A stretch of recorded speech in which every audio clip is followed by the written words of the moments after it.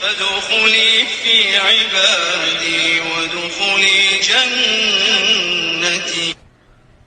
فادخلی فی عبادی وادخلی جنتی، اے بندے داخل ہو جا میری جنتوں کی طرف۔ وَنَحْمَدُهُ وَنُصَلِّي عَلَىٰ رَسُولِهِ الْكَرِيمِ، اما بعد، اعوذ باللہ من الشیطان الرجیم، بسم اللہ الرحمن الرحیم۔ غیر اللہ کی غلامی اللہ کے نائب کو زیب نہیں دیتی، کرتے ہیں غلاموں کو غلامی پہ رضامند، تعویل مسائل کو بناتے ہیں بہانہ۔ سورہ البقرہ آیت 30 میں انسان کے اس منصب کا ذکر آتا ہے، وَإِذْ قَالَ رَبُّكَ لِلْمَلَائِكَةِ إِنِّي جَاعِلٌ فِي الْأَرْضِ خَلِيفَةً، اور یاد کرو جب تمہارے رب نے فرشتوں سے فرمایا میں زمین میں اپنا خلیفہ، اپنا نائب بنانے والا ہوں۔ ہر مسلمان کو ہر قدم پر یہ یاد رکھنا چاہیے کہ وہ خلیفۃ اللہ ہے، سورہ البقرہ آیت 2، اور اس کا ہر کام اسی منصب کے مطابق ہونا چاہیے۔ سورہ الاحزاب آیت 72 میں ہے، وَحَمَلَهَا الْإِنسَانُ، اور انسان نے اسے اٹھایا، اسی لیے وہ مسجود ملائک بھی ہوا اور خلیفۃ اللہ بھی۔ اِنَّا عَرَضْنَا الْأَمَانَةَ عَلَى السَّمَاوَاتِ وَالْأَرْضِ وَالْجِبَالِ فَأَبَيْنَ أَن يَحْمِلْنَهَا وَأَشْفَقْنَ مِنْهَا وَحَمَلَهَا الْإِنسَانُ إِنَّهُ كَانَ ظَلُومًا جَهُولًا۔ ہم نے اپنی امانت کو آسمانوں پر، زمین پر اور پہاڑوں پر پیش کیا، لیکن سب نے اسے اٹھانے سے انکار کر دیا اور اس سے ڈر گئے، مگر انسان نے اسے اٹھا لیا، وہ بڑا ہی ظالم جاہل ہے۔ جب اللہ تعالیٰ نے اہل طاعت یعنی فرما برداروں کا اجر و ثواب اور اہل معصیت یعنی گناہ گاروں کا وبال اور عذاب بیان کر دیا، تو اب شرعی احکام اور اس کی صعوبت کا تذکرہ فرما رہا ہے۔ امانت سے وہ احکام شرعیہ اور فرائض و واجبات مراد ہیں جن کی ادائیگی پر ثواب اور ان سے اعراض و انکار پر عذاب ہوگا، یعنی اگر ان احکامات سے منہ موڑیں گے یا انکار کریں گے تو عذاب میں مبتلا کیا جائے گا۔ جب یہ تکالیف شرعیہ آسمان و زمین اور پہاڑوں پر پیش کی گئیں تو وہ ان کے اٹھانے سے ڈر گئے، لیکن جب انسان پر یہ چیزیں پیش کی گئیں تو وہ اطاعت الہی، امانت کے اجر و ثواب اور اس کی فضیلت کو دیکھ کر اس بار گراں کو اٹھانے پر آمادہ ہو گیا۔ احکام شرعیہ کو امانت سے تعبیر کر کے ارشاد فرما دیا کہ ان کی ادائیگی انسانوں پر اسی طرح واجب ہے جس طرح امانت کی ادائیگی ضروری ہوتی ہے۔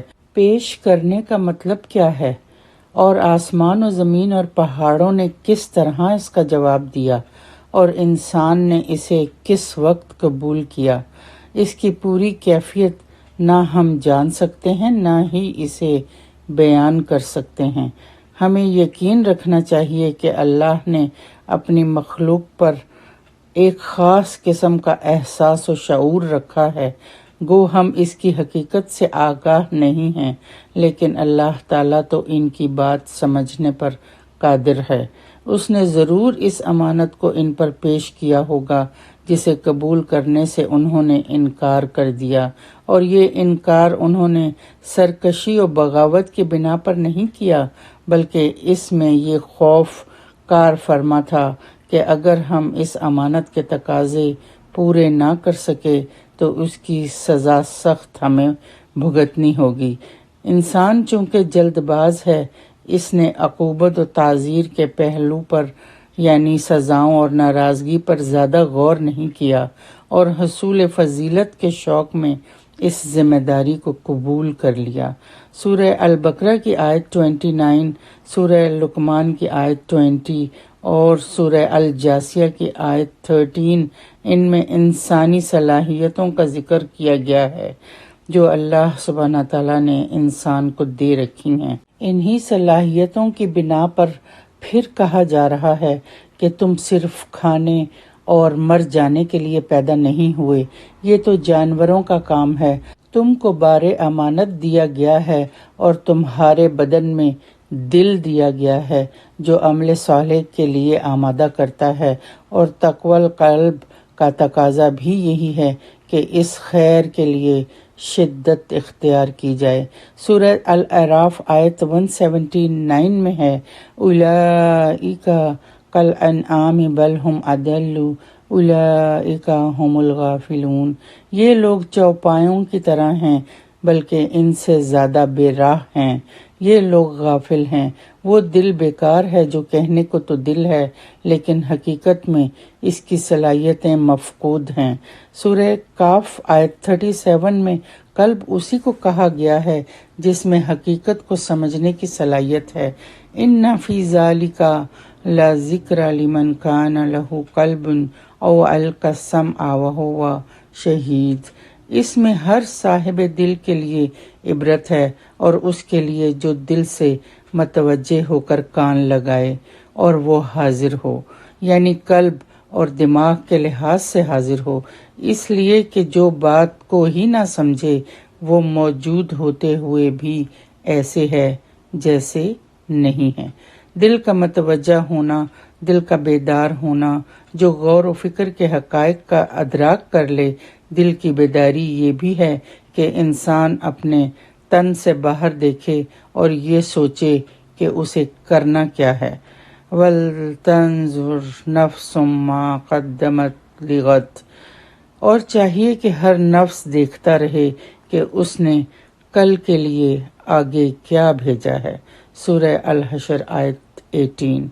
اللہ پاک کی شان یہ ہے کہ جو سورہ الرحمن آیت 29 میں ہے، وَالْأَرْضِ كُلَّ يَوْمٍ هُوَ فِي شَأْنٍ، اسے ہر دن ایک کام ہے، ہر روز وہ ایک شان میں ہے۔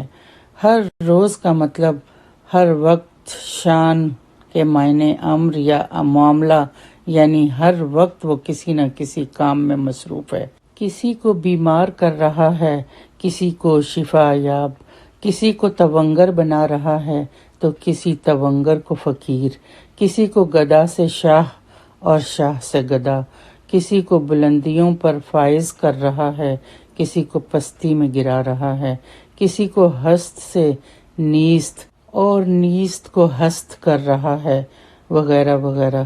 الغرض کائنات میں یہ سارے تصرف اسی کے امر و مشیت سے ہو رہے ہیں، اور شب و روز کوئی ایسا لمحہ نہیں جو اس کی کارگزاری سے خالی ہو۔ الحی القیوم لا تأخذہ سنۃ ولا نوم، سورہ البقرہ 255۔ وہ زندہ ہے، سب کا تھامنے والا ہے، جسے اونگ آئے نہ نیند۔ اتنی بڑی ہستی کا ہر وقت بندوں کے امور و معاملات کی تدبیر میں لگے رہنا کتنی بڑی نعمت ہے۔ اللہ کا نائب یعنی انسان بھی ہمہ وقت سرگرم عمل رہتا ہے اور ہاتھ پاؤں توڑ کر نہیں بیٹھتا۔ حقوق اللہ کے علاوہ حقوق العباد ادا کرنے کے لیے سرگرم عمل رہنا بھی عمل صالح ہی ہے۔ بے محنت پہم کوئی جوہر نہیں کھلتا، روشن شرر تیشہ سے ہے خانہ فرہاد۔ فرہاد اپنے عمل کی سرگرمی ہی کی وجہ سے فرہاد ہے، اسی طرح عمل پہم کی وجہ سے انسان انسان ہے۔ موسیٰ علیہ السلام کا عمل پہم اور سخت کوشش سے سبق لینا چاہیے۔ سورہ الکہف آیت 61 میں ہے، وَإِذْ قَالَ مُوسَىٰ لِفَتَاهُ لَا أَبْرَحُ حَتَّىٰ أَبْلُغَ مَجْمَعَ الْبَحْرَيْنِ أَوْ أَمْضِیَ حُقُبًا، اور یاد کرو جب موسیٰ نے اپنے خادم سے کہا، میں باز نہ رہوں گا جب تک وہاں نہ پہنچوں جہاں دو سمندر ملتے ہیں، یا کرنوں سال ہا سال چلا جاؤں، کہ میں تو چلتا ہی رہوں گا یہاں تک کہ دو دریاؤں کے سنگم پر پہنچوں، یا پھر میں عرصہ دراز تک چلتا رہوں گا، یعنی جب تک میں مجمع البحرین جہاں دونوں سمندر ملتے ہیں نہیں پہنچ جاؤں گا چلتا رہوں گا۔ اور سفر جاری رکھوں گا چاہے کتنا بھی عرصہ لگ جائے۔ یہ بات موسیٰ علیہ السلام کے عزم سخت کوشی کو ظاہر کرتی ہے۔ قسمت بادہ مگر حق ہے اسی ملت کا، انگ بین جس کے جوانوں کو ہے تلخواب حیات۔ مشکلات کا ڈٹ کر مقابلہ کرنا اور صرف مشکلات کو پسند کرنا، تنے آسانی کو ناپسند کرنا کامیابی کا پیش خیمہ ہے۔ سورہ آل عمران آیت 200 میں ہے، یا ایھا الذین آمنوا اصبروا وصابروا ورابطوا واتقوا اللہ لعلکم تفلحون۔ اے ایمان والو، ثابت قدم رہو اور باہم ہمت دلاتے رہو، مقابلے میں مضبوطی کرو اور لگے رہو اور ڈرتے رہو اللہ سے تاکہ تم کامیاب رہو۔ اس قوم کو شمشیر کی حاجت نہیں رہتی ہو جس کے جوانوں کی خودی صورت فولاد۔ شاہین کبھی پرواز سے تھک کر نہیں گرتا، پردم ہے اگر تو نہیں خطرائے افتاد۔ قوم میں ایمان اور یقین کی قوت ہو تو وہ ضرور غالب ہو کر رہے گی۔ سورہ آل عمران آیت 139 میں وعدہ ہے، وَلَا تَهِنُوا وَلَا تَحْزَنُوا وَأَنْتُمُ الْأَعْلَوْنَ إِن كُنتُم مُؤْمِنِينَ۔ اور نہ سست پڑو اور نہ غم کرو، تم ہی غالب رہو گے اگر تم مومن ہو۔